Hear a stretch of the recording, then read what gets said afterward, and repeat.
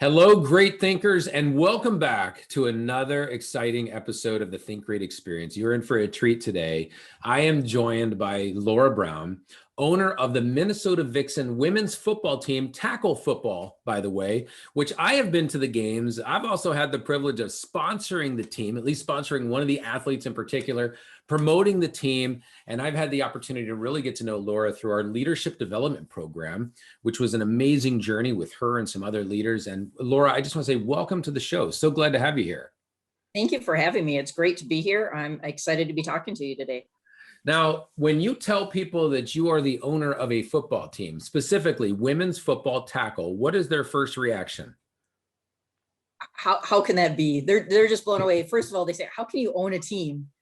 And I said, well, how does Ziggy Wolf own the Vikings? You know, That's correct. Kind of long. Yeah. And so people are just shocked. They're amazed. Not as much as they used to be, which has been great to see. So this is my ninth year. It depends on whether or not we're counting COVID as a year. Okay. As owner, as operating. Yeah. Sure. And so it's, you know, in the early years, people were really shocked. Women play football. And now it's like, oh yeah, I know someone who used to play, or I've heard of them. So that response is starting to grow a lot more, where people, when they hear that, they're like, is that women's team that you own? So that's really great. Now the Vixen, how long have they been around? Since 1999. Wow. So yeah, so the Vixen started in 1999 with one other team, the Michigan Minx. They started with the barnstorming tour. So they actually traveled all over the country playing each other. Wow. And that was that's the origin of modern women's football. So the Vixen, the Minx are no longer around. So the Vixen continued on. And so the Vixen are actually the founding team of modern women's football.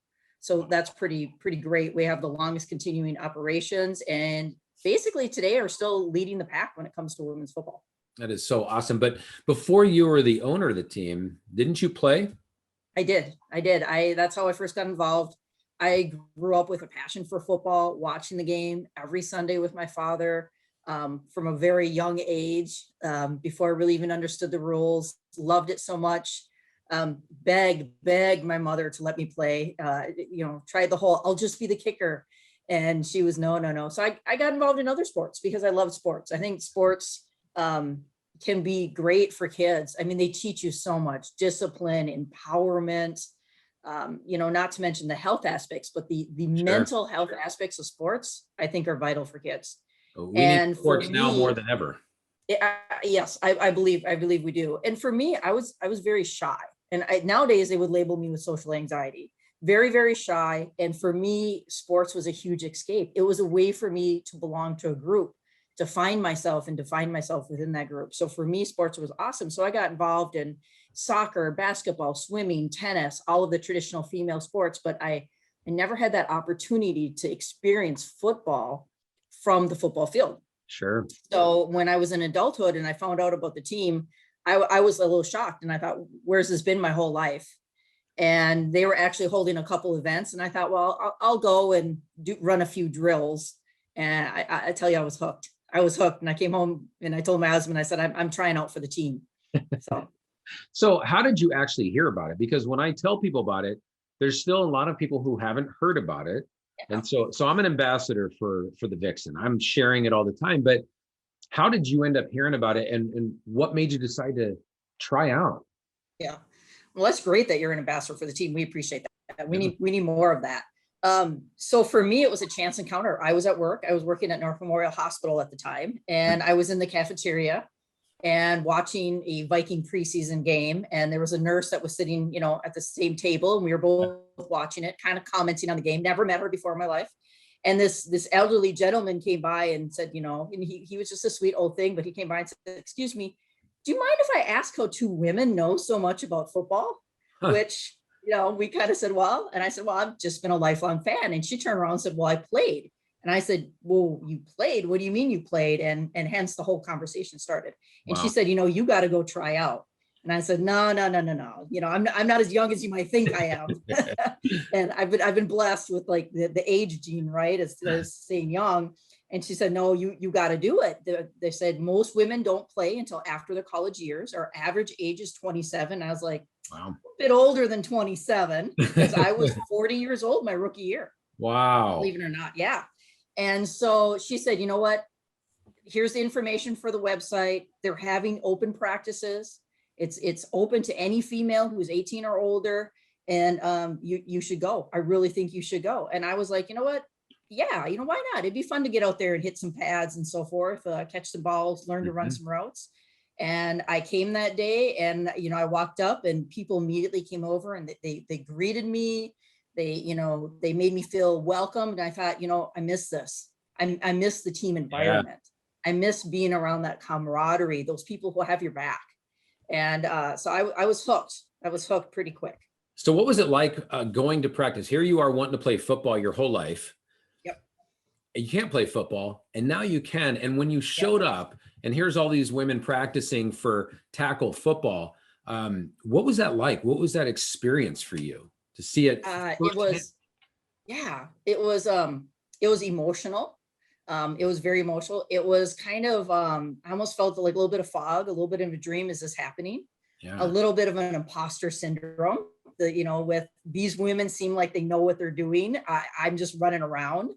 A little overwhelming because there is so much to learn. Because even being a lifelong football fan, like I was, you know a lot about the game, but I don't know how to do an offensive 3-point stance from a defensive 3-point stance. Sure. And so big learning curve. But with all of those things that were going on in the background, just the amount of pride and the amount of empowerment and the just thrilling being there, just loving, feeling, the grass under my cleats, and being able to run the drills and see these other, female athletes on the field, seeing them achieve, and seeing that they encouraging me along, as step by step as I grow and develop, and the coaching staff encouraging you and telling you, hey, you can do this, you got this, you did great there, and so forth. And so the environment was just fantastic, and something that I look forward to. Yeah. Now, how many years did you actually play with them? I'm gonna say like around 5. After my initial year, it was in the off season, and I went in and I had to drop something off at the then current owner's house, and because I had helped out with something, and my background's actually in business. So I worked over a dozen years or so in restaurant and retail management. And so I have a lot of management background. I went back to school. I was kind of a late blossomer, I guess, on a lot of things, because I went back to school in my 30s and got my doctorate in pharmacy. So they now know me working as a pharmacist in the hospital. Okay. And I let them know that, I do have a business background. If you guys need some help, maybe running a fundraiser, or something like that. Sure. Yeah. I really appreciate what the organization has given me in the last year. So I'd like to give back to the organization. And they said, well, let's have a little conversation. Come on over here. And they had a whole PowerPoint and talked to me. And a few more meetings later with some other key people in the organization, I was going to be taking the lead next year. So for the first couple of years after that, I was player/owner, which was really an interesting role to be in. Yeah, those are 2 big hats to wear. They're 2 big hats to wear, sometimes maybe a little conflicting with one another. Yeah. Doing what's best for the team might not be what's in my best interest for a player, and so forth. But it's always big picture, right? Because what is best for the team ultimately helps me. Sure. And so with that, giving to the team, I just received so much more back. And I had great people in the organization, great coaching staff, some other people that had been in the organization that stepped up and helped. And we've just developed more staff over the year too. So I tried playing for a few more years. Fortunately, I did have some injuries. I tore my knee. Playing football is probably not super congruent with being in your 40s. The recovery time is just not quite there. Yeah, some things slow down after 40. Exactly. And it's a lot of, I still think, maybe I could go back and play again, because I miss that aspect of it so more, but I'm probably actually more impactful in the team as owner than I was as player anyway. So. Well, let's talk about that word, impact. And I'm not just talking the physical impact, because that certainly happens, and you see it when you go to the games. You can hear it when you go to the games, but I feel like the Minnesota Vixen and the Women's Football Association as a whole is making an impact in people. Can you talk a little bit about the impact that you see? You're an owner of a team. And how many women are on the team currently on the roster? Currently 57. Okay. Yeah, 57 women and non-binary athletes. Okay. What is the impact on a player when somebody gets selected, picked, chosen to be on the Minnesota Vixen? What is that like for a player, and how does that impact their life? At least what you've heard. Yeah, we've heard some amazing stories from women that and players that have gained so much self-confidence and have felt so empowered. We've had former athletes that after they left the team, they said that built up their confidence so much and made them feel so empowered. They started their own business. Wow. Because they felt like if they could accomplish football and being on the field, kind of challenging society a little bit, stepping outside of their comfort zone, challenging the norms, that gave them the sense of self-worth, self-confidence, empowerment, where they now felt like they could go out and start their own business. And I think seeing something like that, it's just absolutely wonderful. We've had people that have said that this has just greatly impacted their life, where they were like kind of down on their life, very depressed, couldn't really find where they wanted to be, and found the team. And they said that the team saved them. This is what gave them meaning in their life and got them back on track. I've seen players who've come in at a young age, struggled maybe with like kind of those early college years, quite not knowing what they wanted to do in life, and really growing. And now they have their career. They've seen where we're able to develop that vision for themselves, if you will, and develop themselves into a full person. So it's been very gratifying to kind of see that a sport can have that kind of impact, and our organization can have that kind of impact. I mean, I think you hit down on such a powerful topic, being part of something, that team environment. Over the last 14 months, we've been pushed apart from each other because of the pandemic, and yet your team is still together. The team is still there. And I know this has been hard on you, but what has the impact of COVID-19 been like, owning a team that for some time you couldn't even get together and practice? Is that correct? Oh yeah, we pretty much lost our entire 2020 year. When COVID happened in March of 2020, we were just on the precipice of starting our season, because our first game starts the first Saturday in April, traditionally. I remember, because I am a season ticket holder. So yeah, exactly. Putting that plug out there for you, because we need to get more season ticket holders. And so anyway, so we had to kind of step back all of a sudden at health operations, like everybody else. We're like, well, maybe this will pass in a month or two. Yeah. Okay, maybe this will pass in 2 or 3 months. Maybe we can get some exhibition games in the fall. Nope. And finally it just became, we just need to focus on 2021 and make sure that 2021 is viable, and what can we do. It was a hard struggle. It was really hard for a lot of our athletes. The team is their support system. Sure. Going out and practicing is their stress relief. And so now all of a sudden, many of our players, our coaches, our staff, ourselves are finding ourselves cut off and isolated. Yeah. And it was something that I think a lot of people, including ourselves, were maybe not as prepared for. We've never really been through something like this in our society. Right. I think if something like this were to happen again in the future, I think we're a little bit more prepared. We're gonna be like, hey, let's do some Zoom meetings, where we were like, let's Zoom. That's right. Can we have meetings online? Like, hard to catch and throw a football on Zoom. Exactly. And so this year, we started off practice in January, and every Tuesday night having a team Zoom.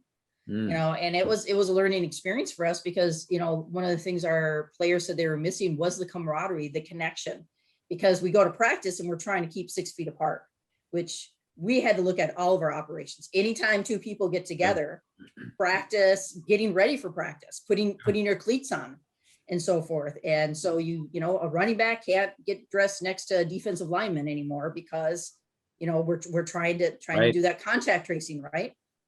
And so we've had to look at everything that we've had to change. And our players were like, I'm still feeling a little isolated, even though I'm going to practice. I see rookies on the other side of the ball. I don't know who they are. So our coaching staff was phenomenal. And they said, well, why don't we start doing breakout rooms? Sure. Trying to find other ways that we can connect, getting, our Facebook group, putting some things out there where people are chatting about, what their favorite, fast food restaurant is to eat and things like that. And trying to facilitate connections within the team. And the athletes are fantastic. The coaches are just great. And it's been something where it's been a learning curve for us, but it's something that we've done together. Now you're currently practicing. The team is practicing right now. Absolutely. And is the next season or the current season, are those games scheduled already? They are. We are going to have our first game on May 1st. Last weekend, we played a preseason game against Nebraska. So they've gotten out there once. It was absolutely amazing to see the players take the field again. Yeah. The amount of energy that was on the sideline, the players and the coaches, just, smiles from ear to ear. Just everyone's so excited. You feel the turf beneath your cleats and just the smell, the air, you feel the football, the lights, we even had some fans there. It was exhilarating, and it was just such a great feeling. And so our season opener is May 1st. So we're looking forward to that. We got season tickets, and game day tickets are going to be going on real soon, sale here real soon. How is that working for the fans? As far as how many people can be there? Are you limited still? Are there restrictions on that? We are. Yeah, we are limited. So we're going to be playing at Concordia University at Seafoam Stadium this year. Awesome. So we're really excited about that. We did play there in my rookie season, but I was busy playing. I'm like, I don't know where the stands are. I don't know where the ticket booth is. So I've had to, learn a little bit about their facilities there. And so I'm excited to be playing there. We are limited right now. The state guidelines are 250 people plus 25% of your full capacity. Oh, with the caveat that you have to have 6 feet spacing between households. So if we have a household of 1 and sell all solo tickets, there's only a certain number of people we can have. But if every group is in 2, it's a different number, and so forth. So it'll be a little bit trickier this year, but we're working with the stadium, and we're finding ways that we're going to be able to try to get our fans in the stands. But it is going to be a limited number this year. I can imagine the fans have missed it. Yes, I'm sure they have. People have been talking about they miss things. They miss live music. They miss live sports. They miss there's a lot of experiences that we're used to having in our lives that were really taken from us in the last year. We've gained other experiences, and we've gained other insights into ourselves. And for us personally, it's been great because it's been a lot more time with family. It's been slowing down a little bit and appreciating a little bit more that we have in life, and realizing it doesn't always have to be go, go, go. But I know fans are really looking forward to being back in the stands, and I think it's going to be a great season.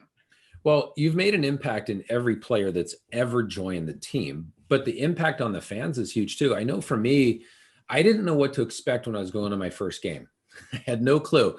I'm like, I'm going because I support the Vixen. I've got my hat here with my favorite Vixen, number 4, Amanda Atkins.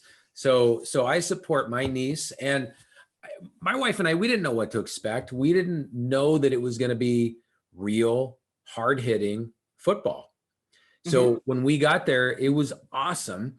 And the amount of buy-in from the fans, their energy, their enthusiasm, I mean, it was contagious. And then afterwards, everybody going out on the field, maybe we can't do that on May. I get that. But that was an awesome component. You don't get to go out on the field at an NFL game or even at a college game. Here we got up close. You're getting pictures with the players. The impact on the fans was huge. And I'm sure you're getting feedback on how people feel about being a part of that Vixen community, right? Yeah, it is. And sometimes I'm even a little overwhelmed when the fans reach out to us like, hey, this is something I'm really looking forward to. I want to be at the game. Like, I cannot miss games this year. And their sense of importance and urgency to be part of the community is really heartwarming and touching. It really says a lot about our fans, because I do believe that we have some of the best fans in the league, and probably some of the best fans across sports. And other teams that come in and play us, they acknowledge that. Wow. And we hear it over and over again that a visiting team comes in and they talk about our fans, and they want to know, what's our secret? How did we get fans like that? And in some ways, I don't know what to tell them, except the fact that we're genuine. Yeah. And that we try to play the game as much for ourselves as we do for the fans. And we love having our fans there. Obviously we try to make it as good of a game day experience as we can, but we feel actually really fortunate in Minnesota. I feel that you and the staff and the team have done an amazing job. You've created an experience that when you go to a game, you're not just sitting there watching, you're a part of it. And that's probably what the fans, for me, the biggest takeaway is you feel like you're part of this Minnesota Vixen movement that's happening. You know what I mean? Yeah. Yeah. And that's what I tell people. Get your friends out there, take your businesses out there, take your families out there if you want to experience some greatness. You guys are creating such an amazing atmosphere there that I can't wait for May 1st. I'm excited because I do miss the games. I miss seeing them play, and just that experience, we're going to appreciate it even more as we're allowed to be around each other again. I mean, of course, 6 feet apart, but we're going to have a greater appreciation for this. Yeah, I agree with you 100%. I think there's a lot of things we're going to appreciate more. I know one of the things when I first got involved with the Vixen and I was a new owner and I kind of had to think about what was my vision. And one of the things that I found myself is like, well, am I modeling this after the NFL? Is that what we're trying to be? And I think a lot of that is we turned around and said, no. One, that's just hard to envision us getting there, being at that level. And one of the things that I looked at for a model was the St. Paul Saints. And I thought with Major League Baseball and the Twins here in the Minneapolis, St. Paul area, why go to a Saints game? What are the Saints giving me that the Twins are not? And it's more of that fan experience. Yeah. It's more family friendly. You go there for the total experience. And that's something that then we kind of set as our goal. I don't know if we're going to be chasing pigs around bases, which the Saints have done. They've done a lot of crazy stuff over the years. Some out of the box ideas, but I think yeah, exactly. But it's something that we discovered early on was something that we wanted to build around, is that it's the total game day experience where the fans come there to enjoy themselves, not just for the technical aspect of the game. I think that when you go to any major league sporting event, yes, it's exciting, but you always feel a little distanced from the real action. There is a distancing there, and we're in a world of social distancing. So we need to get rid of all the distancing. We need to be a part of something special and something great. And that's what I get when I go to any Vixen game. It feels great. But I got to talk about one other little demographic, and that's the kids. There's a lot of kids at the games. And you've got to feel that sense of empowerment that the Vixen are giving to children. Have you heard feedback, maybe from parents or even from kids? How are kids feeling about seeing women play tackle football? Oh, the kids are fantastic. They don't even think twice about it. They just accept it. And we hear a lot of great stories where, kids are talking about they want to grow up to be a football player. Or the little boy who, is arguing with an adult because women do play football. My auntie plays, and proving that adult wrong, and because they're just, they don't see, the gender roles like we do. The kids think, you can be anything, you can accomplish anything, which is what's so great about kids and what's so great about this sport. Yeah. And so it's great seeing, not only the young girls out there so that they see that they can do something, but the young boys, the young men as well, that they love it too. Get to see this. What's it? They love it too.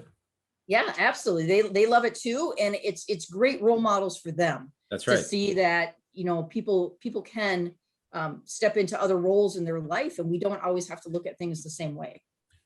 I think the thing that impresses me most about the players, and I've gotten to know a lot of them because they've actually come out to some of our events, and they've promoted the Vixen at some of the Think Great events that we've had, and we've got to know them. In fact, Beth Westy was just on our podcast, and she's amazing. Yes. But one of the words that stands out to me when I think about Minnesota Vixen is commitment. These women are not having the big contracts. Correct. In the NFL. In fact, they don't have contracts with financial gain in it for them. Is that correct? I mean, at least that's correct. So they're not getting paid to play, and they're playing with their whole heart in there. In fact, they for the most part, they're funding their own way. Yes. Yeah. All of our players, they either have to, get their own sponsors, and they get sponsors or donations from family and friends. We have something called Adopt a Vixen. So you can go on there right now and pick your favorite player and give a donation, or we have certain fundraisers that we do. And then we also do have team fundraisers, and the team tries to, supplement that. But these women they're playing for passion. Yeah. They all have full-time jobs. So they take time away from their families, from their jobs and everything, because they are so dedicated and so committed and so passionate about playing this sport and playing for the Vixen, that they make it a top priority in their life, or at least one of the top priorities. And they're traveling too. They're going out of state to travel. They pay for that. Exactly. Yep. So they this year, in the past, we used to provide a motor coach bus for the team when we traveled to games. But this year with COVID, we kind of said, well, it might not be a great idea to throw 60 people on a bus together in an enclosed space for a couple hours. Yeah. So the players have dug down deep, and they're getting themselves to their own away games this year. It's so fantastic. That really enhances the whole perception of the league when you know that these women are paying their own way. It really puts it back into the culture that you've created with the team is incredible, that they are paying their way to perform with the team, when in most businesses, business leaders are struggling to get engagement and get people to show up on time. I mean, think about that. Yeah. Yep. Exactly. But it really goes to show, when you're giving somebody purpose, it just blazes a trail for them to follow. Absolutely. And I mean, it's every year we have women who try out for the team that don't make the squad, that are, it's hard for them. Yeah. They struggle. They're like, I want to be part of this team, whether it's someone who was a player who, is no longer going to be playing with us, or if it's a rookie who tried out and was really looking forward to being part of this team. And that's something that it kind of bothers me every year, that we have to turn a certain amount of athletes away. But we only have so many spots. Even having a roster of 60 athletes is a pretty big roster for a football team. That is. And if we're going to be able to run drills and get people actual playing time, at a certain point, we can't have 150 people on our sideline. So it's something that's bothered me, and it's something that we're always trying to find a way, for those athletes to experience football if we can. So you're also on the board for the Women's Football Association, or Alliance, excuse me, the Women's Football Alliance, the WFA. How many teams are represented in the league right now? We have over 60 teams that are in the league. And then we have it tiered out by Division 1 is our highest, Division 2, and then Division 3. The Vixen are at the Division 1 level, which I'm very proud of. There's a total of 9 teams. We do have a couple teams that took this year off still because of COVID. Yeah. But there's over 60 teams from coast to coast, which I think really shows you that there's women out there, they want to play. These athletes want to participate, and they want to be part of the sport. And it's not something that's novel to Minnesota. It's something that's seen across the country and international too. Yeah, you've been all over the country with your team. Absolutely, yeah. So there's a saying that I know you're a fan of that says, "Well-behaved women seldom make history."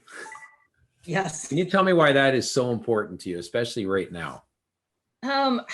When I first read that quote, the very first time I saw it was on a magnet at my coworker's locker. And I read it, and I was kind of like, I don't know. I don't need to be out there protesting and being the poster girl for change and so forth. Because I think the caption was there with, women getting the right to vote. Yeah. Which was huge, obviously. Sure. But I think for me, but then I looked at it and I thought, you know what, if you just accept the norms and sit back and don't challenge anything, and let other people tell you what and when you're supposed to be, that you're taken away from your own experience in life, let alone being able to add to other people's. So for me, like, well-behaved women seldom make history. It's not so much about making the history, but it's about when I'm, not following the traditional norms, when I'm the person who was like playing sports when none of my female friends were playing sports growing up. I was one of the few girls that was out there. That's okay. When I wasn't interested in doing my hair and my nails, and I wanted to go kick a soccer ball or throw a football, that's great. That's okay. Yeah. And so, and by doing these things that you're passionate about, that you love, and that you feel at home with, and you define yourself, then what you're really doing without knowing it sometimes is paving the way for others. And that really is making the history, because people are watching you. Kids Yeah. are watching you. Other people are watching you. And oftentimes you end up being a trailblazer where maybe that wasn't your original intent. Your original intent was like, hey, I just want to do this. I just want to go back to pharmacy school when I'm 35. It's so much more than I just got a lot of people.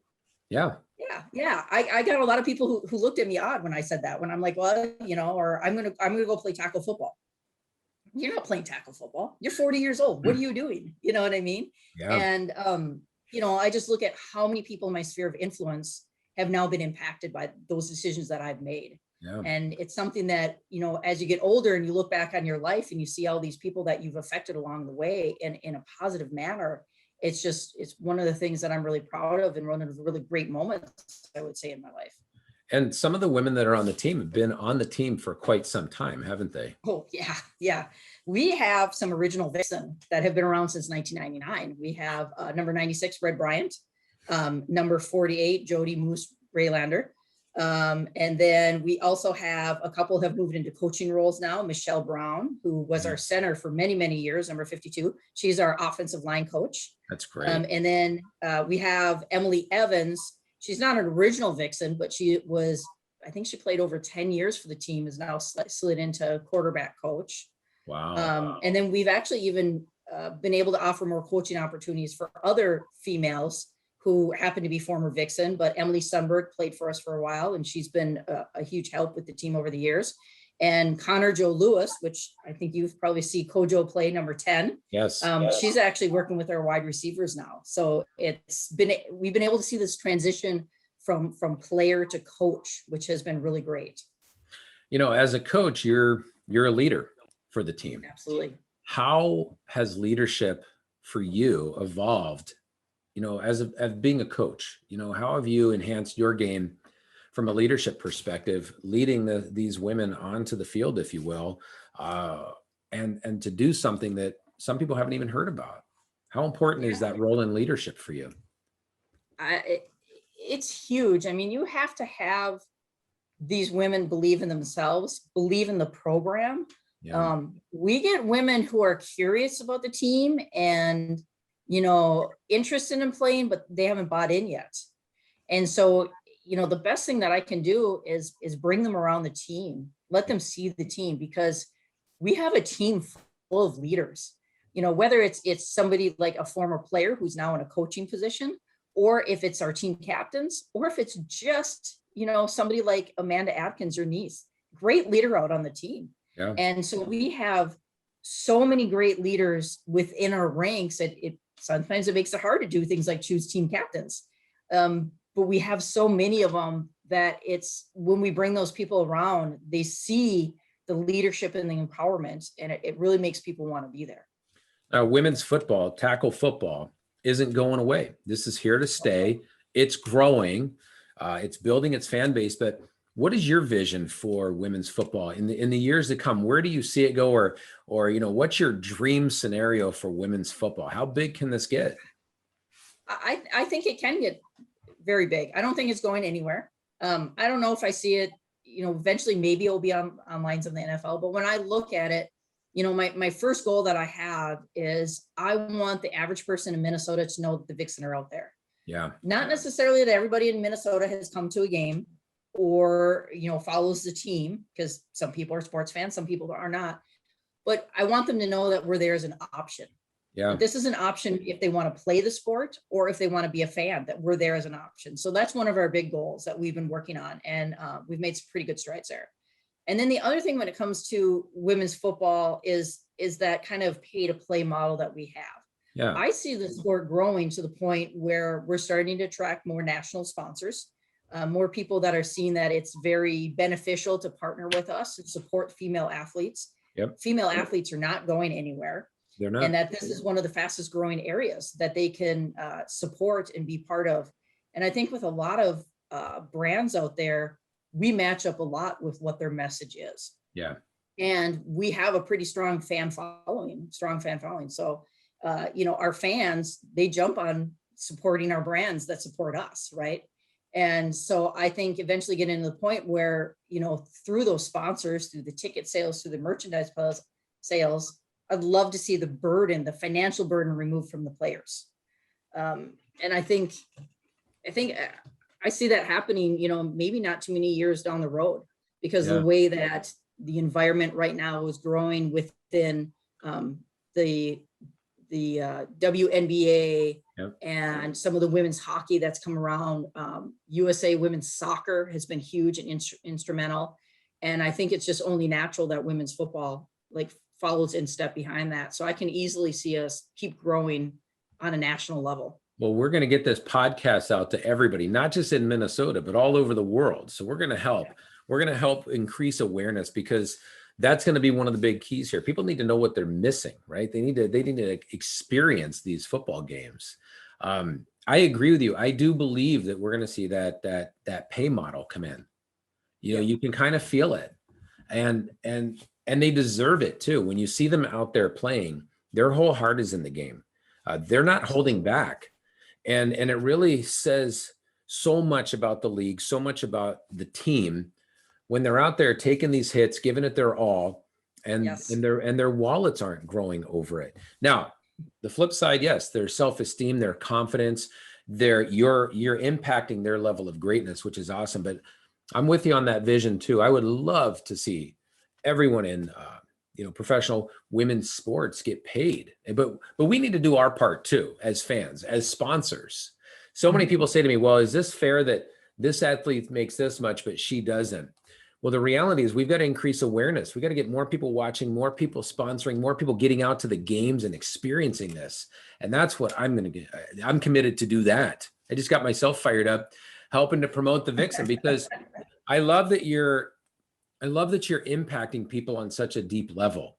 And it's not just a sport. I mean, you have a movement happening. And the fact that people have stayed with you, I mean, you have people from 1999 still on the team, speaks volumes about the impact and the greatness that you're encouraging in their life. I have a word for you. I know this is one of your favorite traits out there, but can you tell us a little bit more about how you feel about the word integrity? What does that mean to you? I've often said that if there's, one word on my tombstone, or one word that people would associate with me, it would be the word integrity. I just remember growing up as a small child and having so much pride in my father, knowing that if he gave his word, it meant something to people in our community. And that's something that I've strived for, that people know that whether it's, I say I'll be someplace on time, or I'll have a project done, or if I give a handshake, that's good enough. Especially in today's climate, sometimes people are quick to shift and blame. So to me, integrity doesn't just mean like, oh, you don't lie. It also means you don't lie to yourself. It means that you're willing to take a hard look at yourself and be truthful with who you are, what motivates you, and keeping yourself true to yourself and making yourself grow. I think integrity means that when you're running lines, that you touch the line, right? That you hold yourself accountable, whether you're doing a football drill, or if you're, whatever it is in your life, basically what it comes down to, that you're always asking the best of yourself. Whether, like I said, it's on a sport, or whether it's how you're treating your significant other, that you can kind of bring that integrity into every aspect of your life. Every single business has been impacted by the pandemic. Nobody's immune from it, right? And there's 3 words I learned in the Marine Corps: improvise, adapt, and overcome. Yep. And I feel that the Minnesota Vixen have had to do that this past year in the pandemic. When you hear improvise, adapt, overcome, what does that mean to you right now as a leader, as an owner of a sports franchise? How has that message, right, your message to the team, been impacted over the last 12 months from improvise, adapt, overcome? Yeah, it's so important, not just this year, but every year. I mean, this year we were kind of forced, right? If you don't improvise, adapt, overcome in 2020, you're out, you're gone. But I feel like you got sacked. You'd be sacked if you didn't improvise. Yeah. And so, but I think it's a trait that the Vixen have had and throughout the years, because we faced a lot of adversity. We've shown up and the gates are locked. Well, there's one time at Simley where we were hopping the gates to get, we're like, we got it rented. Person's not going here to over. unlock You it. see, you're going over that obstacle. I like that. Exactly. So sometimes it's literal, Yeah. but you look at like how we've had to adapt. And I think, sports, I think just like the military, that's like a perfect thing, right? The team that doesn't improvise, adapt, and overcome through a game isn't going to be able to come out after halftime and perform better. Yeah, absolutely. I think also from a leadership standpoint, it's made us be very flexible. It's made us grow as not only as owners, but human beings. Things that I may have done 5 years ago, I wouldn't do now, that I look back on, and I think I've grown. I've seen that, you can't just keep doing the same thing the same old way. That's right. Even if it's not an obstacle that's put directly in front of you, sometimes falling into a rut is that obstacle and you don't realize it. And you have the chance of coming out better on the other side. That's the thing about obstacles. Exactly. If you go over them, just like that fence, if you go over them, there's greatness on the other side, but you still have to go over the obstacle. Exactly. And I just think, if you walk up to that obstacle and you see it and you say, well, I'm going home, you've robbed yourself of That's something right. great. And so you come up to that obstacle and you got to figure out, what are we going to do? Are we going over it? Are we tunneling under it? Maybe we're just picking it up and shucking it out of the way. When you have 60 football players, sometimes you can do that. But so it's you really have to look at these things, because it doesn't matter if it's running a business, running a football team, playing a sport. It's going to happen to you everywhere in life. And my husband and I actually love that saying, and we use it all the time. When somebody's like, even if it's something as simple as dinner, like, oh man, I was going to cook that for dinner and we're out of milk. Well, improvise, adapt, overcome. There you go. It's just, what are you going to do? What are you going to do? The pandemic has shown us improvise, adapt, and overcome is not just for the military. Exactly. I mean, it's, you choose to wallow in it or you choose to do something about it is really what it comes down. I've often found that when we face an obstacle or a challenge, like being back in the Marine Corps, every obstacle, you went through it as a team. It brought you together. I've got to imagine that the Vixen have become more cohesive, probably better through all of this, even though there was some separation, right? You couldn't even practice for a while. But the team that you have now, there's really that opportunity to be stronger than ever before. I agree 100%. That feeling when we took that sideline for our preseason game in Nebraska, when all of those players came together, it was one of the strongest cohesive team feelings that we've ever had. Yeah. And we're not going to let things divide us. And seeing, people come up and congratulate the offensive line players and rookies interacting with veterans and all across, it really did cement the feeling that, one, we're fortunate that we're here. We've worked hard, and we've done a lot of things by changing the way that we practice and being willing to adapt, improvise, and overcome. And through this, we've survived it. We've overcome it together. And now here we've arrived on the sideline. That's right. And it was fantastic. I don't think we were quite prepared for how emotional that day could have been. Well, and to go through something together, it just allows us to come out on the other side with that history-making moment, if you will. That's something that bonds us, and we need that bonding and camaraderie in teams, anyways. It's essential to win the game, but to have that now, I think what you've done with your team is absolutely phenomenal. And sticking with the improvise, adapt, overcome theme, do you currently stream games, or last season, were you streaming games? Could people watch them virtually, or are we going to be able to do that in the future? So several years ago, we started televising all of our home games on Town Square Television. The first people who picked it up was Dakota County. And so Dakota County, Town Square Television, they've been fantastic. But it didn't take long before the other counties in the Twin Cities kind of took notice and said, whoa, you got a great program. Can we stream it too? So our home games, you can pretty much connect with on any channel in the Twin Cities. But starting in 2019, we actually started doing a live stream of our away games. And it went pretty well. There were some challenges there, the Sure. things that we had to learn. We've changed it up a little bit this year. You're probably familiar from being at the home games with Brian Sweeney. He's our PA announcer. Yeah. He's been phenomenal for our organization. He helps create that fan experience at the home games. He is absolutely wonderful. He also is the one who helps bring in people for coin toss and halftime and so forth. He is so dedicated to the fan experience. It's just great. It's phenomenal. And he is leading up a team this year that's going to be broadcasting our away games, so that we'll be able to live stream our away games along with him and Alex Westad. They're going to be traveling, and right now they're taking on a lot of the costs themselves actually to help do this, because they believe so much in doing this for the team and bringing it so much to the fans.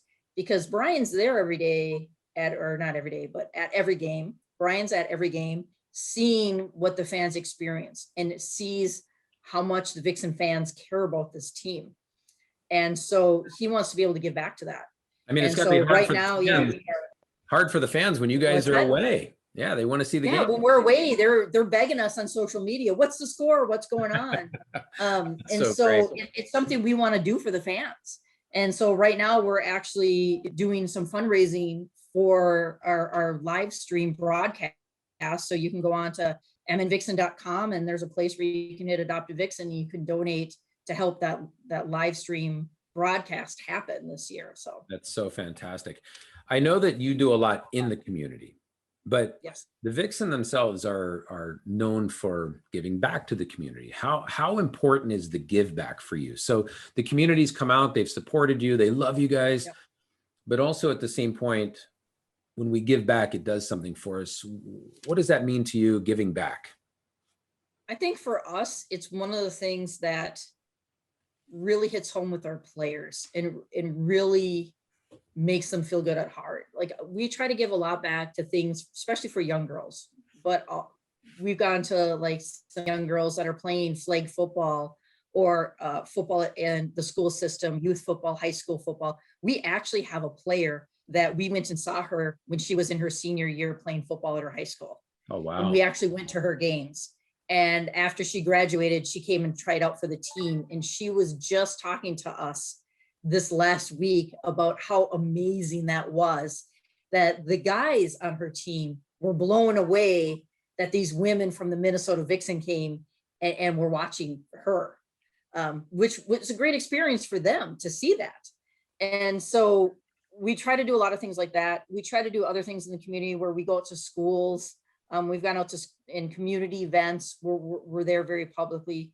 I think one of the best things though that sports and the Vixen does for the community though, is that sports is a great equalizer, and it brings people together from so many different backgrounds, and for the Vixen, it doesn't matter what your background is. We are one of the most diverse and inclusive places that I think there is probably in the Twin Cities. Yeah. And so when you have something like sports and you bring people from such different backgrounds, they've maybe never experienced somebody who has those differences from them. Sure. And they have different experiences, and they grow together as teammates. They learn first step is they learn to respect each other as a teammate, which grows into, a friendship, and it spills over into the locker room. And so now they have friends that have different backgrounds and ideas and so forth, and it humanizes them and makes this deep connection that they have. And from that, it spills over into our communities. And so now you have people going out in their community and say, well, I have friends that are different than me, and I respect them, and I know where they're coming from. Yeah. And so then that spills into the places where we live and we work and so forth. And I think that's probably how we get true change, is by making those human connections with people who are not just like us. That's right. I mean, when I was in the Marine Corps, there was 200,000 other Marines. They're not all like you, and you have to learn, if you're going to really have a team, which eventually becomes like a family, you have to be very accepting of each other. And, you're not going to have this perfect team, but you have the team. And that's what's great. You have truly created a family feel with the Vixen. And I have to ask you, what is there's a lot of hats you're wearing as an owner, right? there's a lot of things you do. I know you're very hands-on with the team in the trenches, but what's your favorite part of leading a team of football players? I think one of my favorite parts, so I don't really like speaking about myself. I don't really like speaking publicly. There's some times I've done it and I've had a fantastic experience doing it. It's not something I've drawn to. I really like sometimes when everything's clicking, everything's going well, and I get to stand back and watch them. You know, I get to stand back and watch, like on game day, sometimes on game day, especially at a away game, it's not my show, it's their show. Sure. Game day, I'm worried, taking care of the fans a little bit at home games, but like, especially away games, I get to step back and I get to watch them. I get to watch my coaches. My coaches get excited up and down the field, back and forth they go, jumping up and down, congratulating players, their excitement over what we're doing. Sometimes their giddiness even. Yeah. And watching the players, watching them congratulate each other when they come off the field, watching them when something that maybe was unplanned happens, going over there and saying, hey, you got this. Yeah. You got this. We got your back. We're here together. And that's probably kind of, it's kind of a role where I get to fade a little bit in the background. Yeah. And see everything else take over. Yeah. You just get to watch it all come together is a beautiful thing. It's fantastic. And, a lot of times it's the same thing too, when we might be faced with some adversity, when I see some leaders on the team step up and talk to the team, when our team captains are the ones who are addressing our players, or with recent events that we've had in the Twin Cities, some of our players stepping up and offering, I'm here for you. Yeah. And that's probably my favorite thing about it. But you know what? That's what you would do for a family member. So that's how you know when your team has evolved into a family, when they're there for each other. They have each other's backs on the field, but also off the field. Laura, it's so impressive what you've done. There's been adversity to women's football. There's been probably misperceptions about women's football. And the whole time, you and your team have just stayed the course. You have continued to move forward. And to me, that is just such a sign of greatness. I know people are listening right now. Some people may be listening that were not aware there was women's football. We're not aware of the Vixen, but they are now. And I know we also have a lot of business leaders listening too, that the pandemic has affected them, or maybe we have family members that the pandemic's affected their family. If somebody is just looking to achieve greatness in their life right now, do you have a couple points for them, maybe a starting point? Like, what should they focus on right now if they want to achieve greater results? Wow, that's a big question. I think a lot of this stuff comes back to one of my favorite words is integrity. Yeah. Is, if you do things for the right reason, in the long run, people are attracted to you. People can trust you. Not only can you sleep well at night, which is very important. Yes, it's very important to be able to go to bed at night and knowing that you did everything that you could and you did it for the right reasons.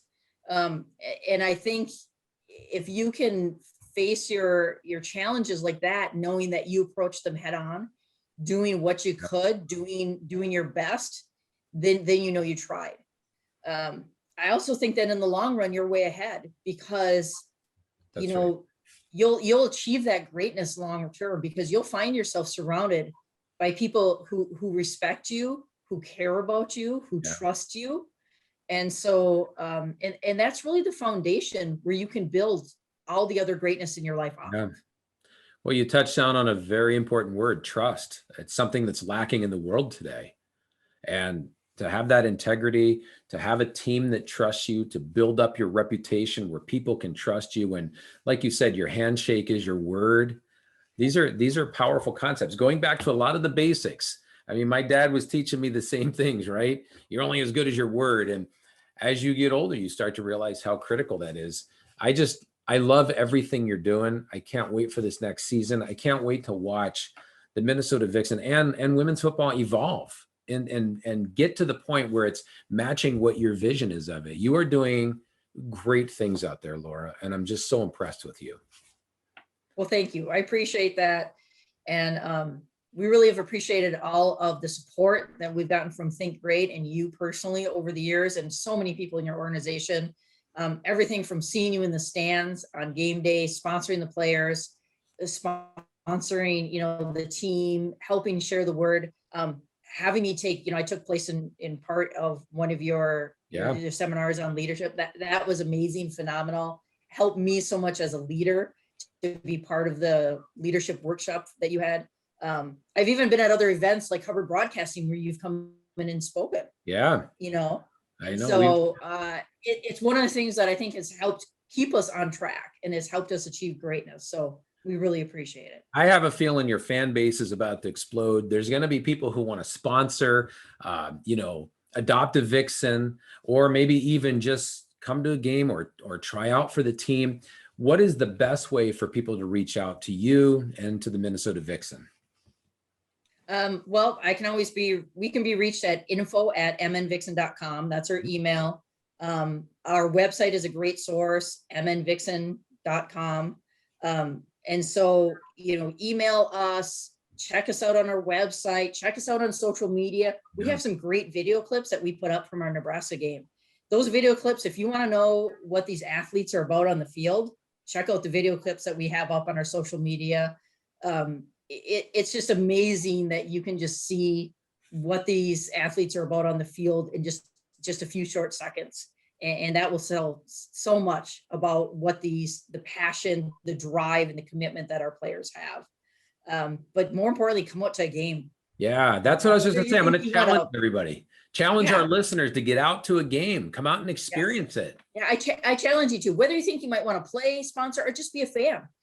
Or just say like, I now I know what it's about, but get out there, get that experience, see what Erik's talking about, feel the greatness in the stands, feel the energy. And it's something that you'll probably never forget in your life. That's right. They come out and get some gear and they can wear their Minnesota Vixen gear out there, right? Yep. Hey, Laura, I just wanted to say thank you so much for being on the show. I have always enjoyed our interactions and I love what you're doing with women's football. I love being out there at the Vixen games. It is just an amazing experience and it's enthusiastic, it's uplifting, it's energizing, and you are doing great things. And thank you so much for being a guest on here today. Thank you. I've really enjoyed it. And I really appreciate you including the Minnesota Vixen in your series. Absolutely. We'll see you at the game. Thank you. See you there.